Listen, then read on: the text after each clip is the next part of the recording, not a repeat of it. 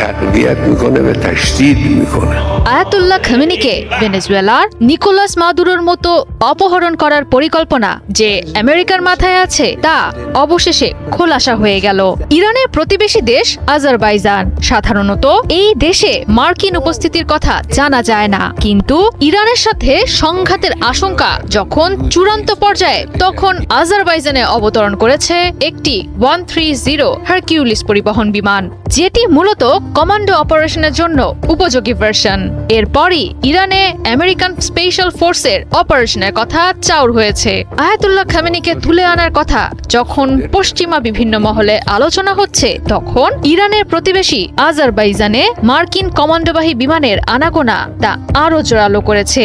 صادر کردن کافی نیست حکم اعدام গেল বৃহস্পতিবার যুক্তরাজ্যের RF এয়ারপোর্ট থেকে সরাসরি আজারবাইজানের বাকু বিমানবন্দরে বিমানটি পৌঁছানোর খবর পাওয়া যায়। ওপেন সোর্স ফ্লাইট ট্র্যাকিং এর তথ্য অনুযায়ী আগমনের সময় বন্ধ ছিল বিমানটির ট্রান্সপন্ডার, ফলে বোঝাই যাচ্ছে এটি কোনো সাধারণ সরবরাহ বা প্রশিক্ষণ বিমান নয়, বরং গুরুত্বপূর্ণ কোনো গোপন অভিযান বা পরিকল্পনায় কাজে লাগাতেই বিমানটি ইরান সীমান্তের কাছাকাছি রাখা হয়েছে। It's actually very common, with me they'll make it like a big deal. ইরানকে ঘিরে বিস্তৃত সামরিক পরিকল্পনার অংশ MC-130J মূলত সুপার হারকিউলিসের সংস্করণ। এতে আছে উন্নত নেভিগেশন ও নিরাপদ যোগাযোগ ব্যবস্থা, বিশেষ করে নিম্ন উচ্চতায় রাতের অন্ধকারে ও ঝুঁকিপূর্ণ আকাশসীমায় প্রবেশ করতে পারে এটি।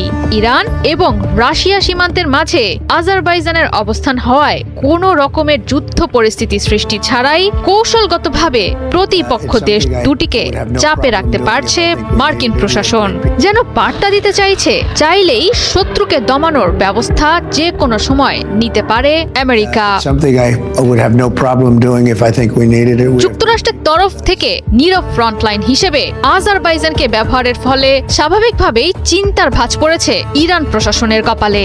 এত কাছাকাছি আমেরিকার বিশেষ বিমানের অবস্থানে দেশের অভ্যন্তরীণ গোপনীয়তা ও জনগণের নিরাপত্তা নিয়ে উদ্বিগ্ন খামেনি সরকার, কেননা বিশ্বাস নেই খেপাটে ট্রাম্পের হুটহাট নেয়া সিদ্ধান্তের ওপর। আজারবাইজানে বিশেষ মার্কিন কমান্ডো বিমানের অবস্থানকে যুদ্ধপূর্ব সতর্কবার্তা হিসেবে গুরুত্বের সঙ্গেই দেখছে তেহরান।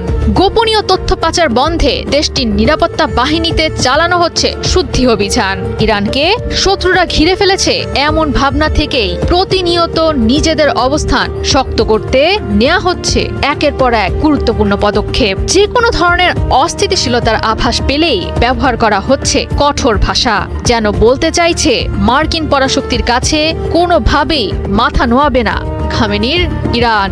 هم در غزه و فلسطین জয়া সরকার, ৭১। میخوان ایجاد میکنه، یعنی مقاومت را